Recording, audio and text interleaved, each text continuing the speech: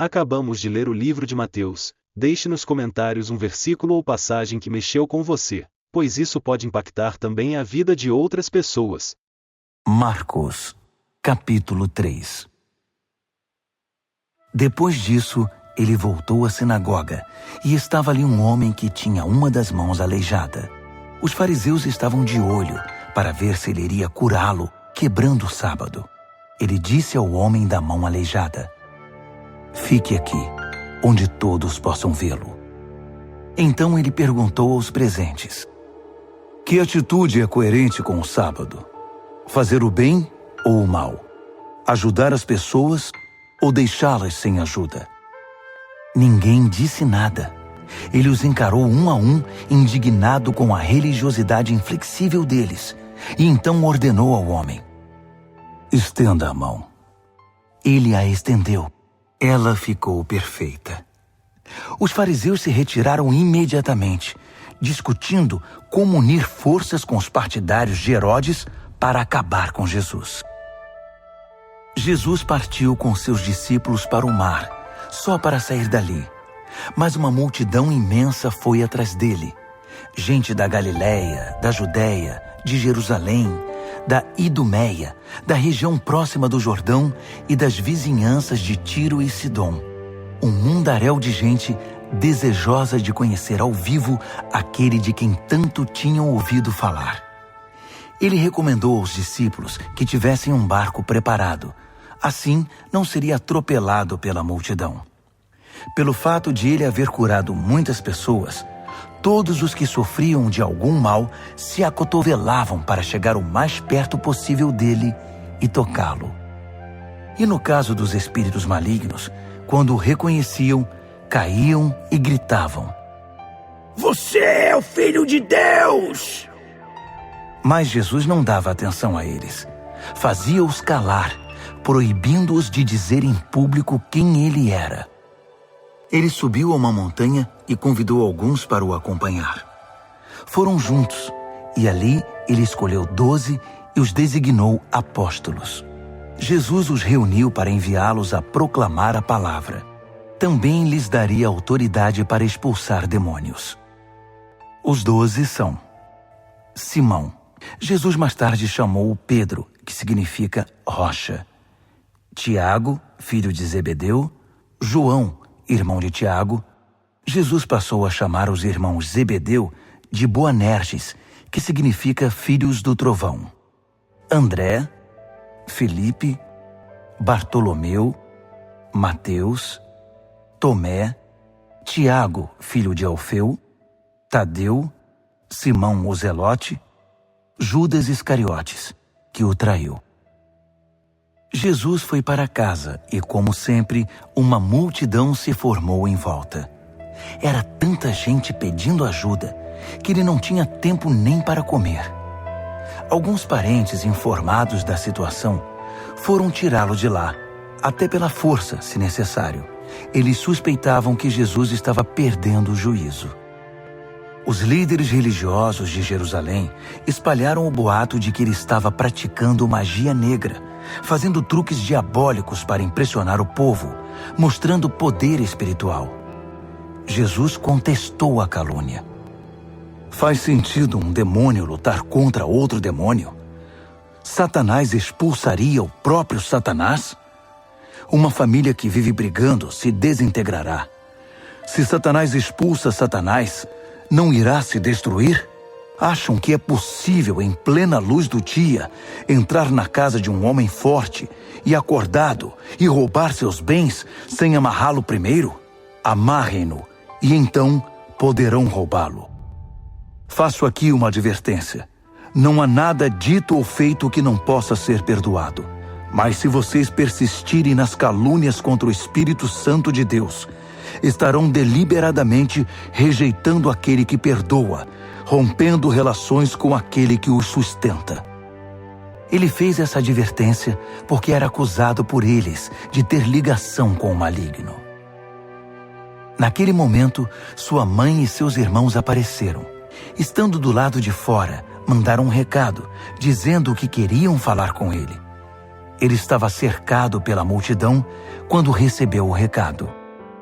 Sua mãe e seus irmãos estão lá fora à sua procura. Jesus respondeu: Quem vocês acham que são minha mãe e meus irmãos? Olhando ao redor para cada um dos que estavam sentados à sua volta, ele declarou: Estão bem aqui na frente de vocês. Esses são minha mãe e meus irmãos. Mais vale a obediência que laços de sangue. Quem faz a vontade de Deus é meu irmão, irmã e mãe. Marcos, capítulo 4. Ele voltou a ensinar à beira da praia. A multidão que se formou em torno dele era tão grande que ele entrou num barco perto da praia e assentou-se. Jesus usou o barco como púlpito, enquanto o povo se acotovelava perto da água.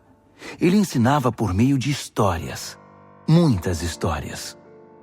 Ouçam, o que vocês acham? Um agricultor estava semeando. Enquanto fazia seu trabalho, algumas sementes caíram pelo caminho e aves as comeram. Outras caíram no meio dos pedregulhos. Brotaram rapidamente, mas não aprofundaram raízes. Com o calor do sol, secaram tão rapidamente quanto haviam brotado. Outras ainda caíram no meio das ervas daninhas. As sementes chegaram a brotar, mas foram sufocadas. Nenhuma sobreviveu.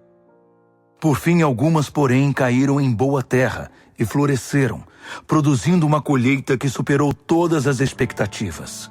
Vocês estão entendendo?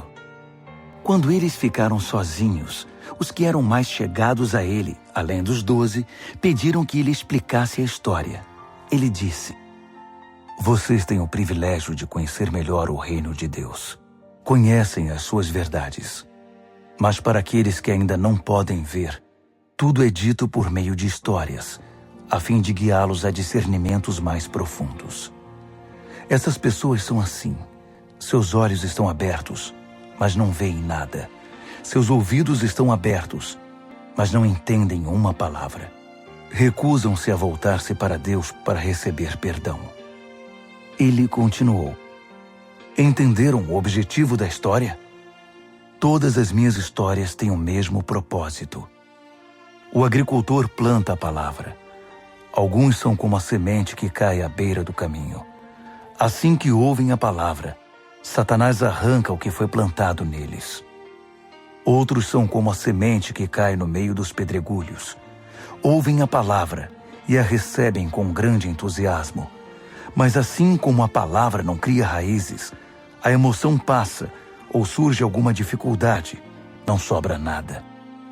A semente lançada no meio das ervas daninhas é aquele que ouve a mensagem do reino, mas é vencido pela preocupação e pela ilusão de manter o que tem e de ganhar mais. A mensagem é sufocada e não sobra nada. A semente lançada na terra boa é a pessoa que ouve a palavra e a abraça, e a colheita supera todas as expectativas. Jesus continuou: Alguém compra uma lâmpada para pôr debaixo do tanque ou debaixo da cama? O que se faz não é colocá-la numa prateleira? Nós não estamos guardando segredos. Nós os estamos revelando. Não estamos escondendo nada, mas tornando público. Vocês estão entendendo? Ouçam bem o que estou dizendo. Fiquem atentos quando algum espertalhão ensinar que vocês podem vencer na vida por vocês mesmos. Dar é o caminho, não ganhar. Generosidade produz generosidade. A avareza empobrece. Então Jesus disse: O reino de Deus é como sementes lançadas num campo por um homem. Ele vai dormir e se esquece do que fez. A semente brota e cresce, mas ele nem imagina como isso ocorre. A terra dá conta de tudo, sem a ajuda dele. Primeiro o caule, depois a espiga e por fim o grão. Quando o grão está maduro, ele o colhe. É o tempo da colheita. Como podemos descrever o reino de Deus? Que ilustração podemos usar? É como a semente de mostarda. É uma das menores sementes, mas uma vez plantada, germina e cresce tanto que os pássaros fazem ninhos em seus ramos e abrigam-se à sua sombra. Com outras histórias semelhantes, ele apresentava sua mensagem ao povo, aplicando as histórias à experiência e compreensão deles. Ele sempre contava uma história. Quando estava sozinho com seus discípulos, explicava tudo, desfazendo o emaranhado. Todos os nós eram desatados. Naquele dia, ao cair da tarde, ele decidiu: vamos para o outro lado do mar. Eles entraram no barco em que ele estava. Outros barcos foram atrás deles. De repente, uma tempestade violenta os envolveu. As ondas invadiam a embarcação, ameaçando afundá-la, enquanto Jesus, com a cabeça sobre um travesseiro, dormia na popa do barco. Os discípulos o acordaram, implorando: Mestre, não vais fazer nada! Nós vamos morrer! Jesus acordou e ordenou ao vento que se acalmasse. Ele disse ao mar: quieto, sossegue. O vento virou brisa e o mar ficou em plena calmaria. Jesus repreendeu os discípulos: por que tanto medo? Vocês não têm fé? Eles estavam apavorados e confusos. Afinal, quem é este homem? Se perguntavam. Até o vento e o mar se acalmam quando ele ordena.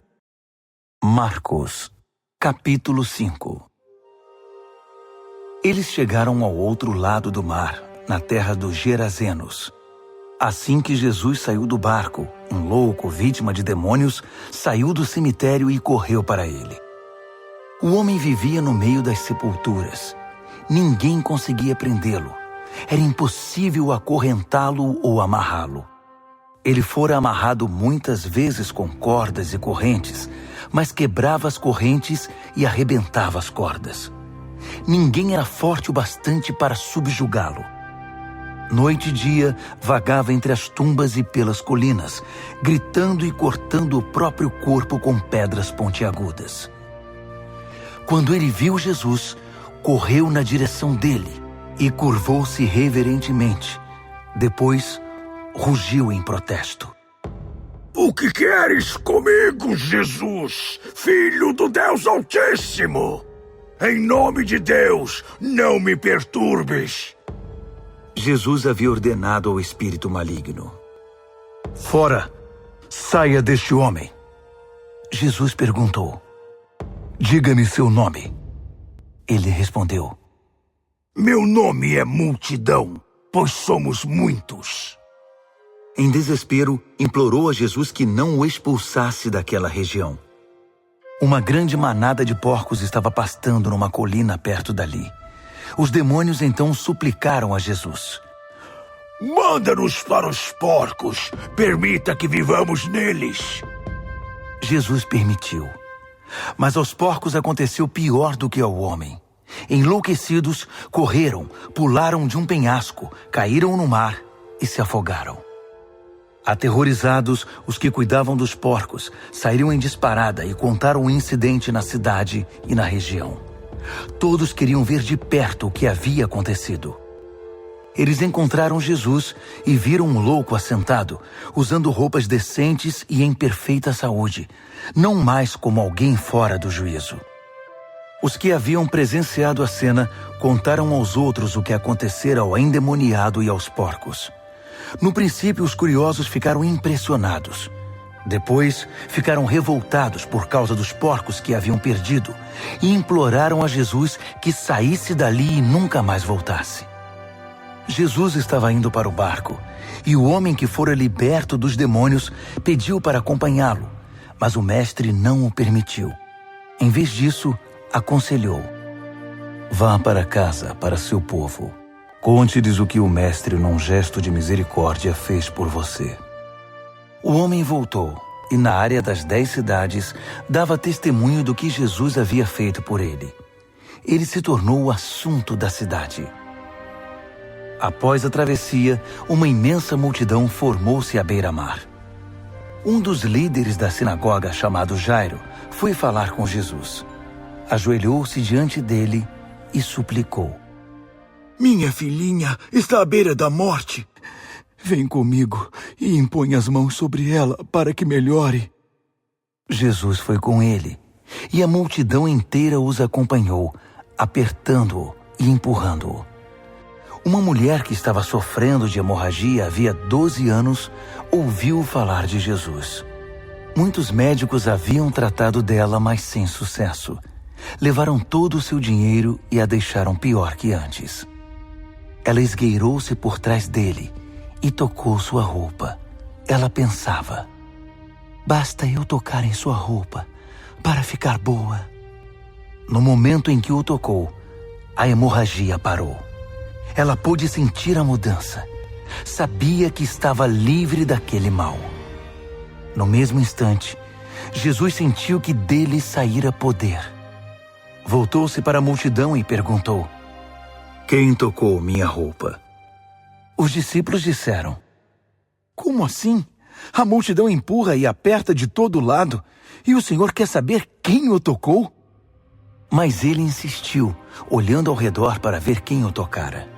A mulher, sabendo o que havia acontecido e que o havia tocado, tremendo de medo, ajoelhou-se diante dele e contou toda a história. Jesus lhe disse: filha, você se arriscou por causa da sua fé e agora está curada. Tenha uma vida abençoada. Seja curada da sua doença. Enquanto ele ainda falava, algumas pessoas chegaram da casa do líder da sinagoga e informaram: sua filha morreu. Por que continuar incomodando o mestre?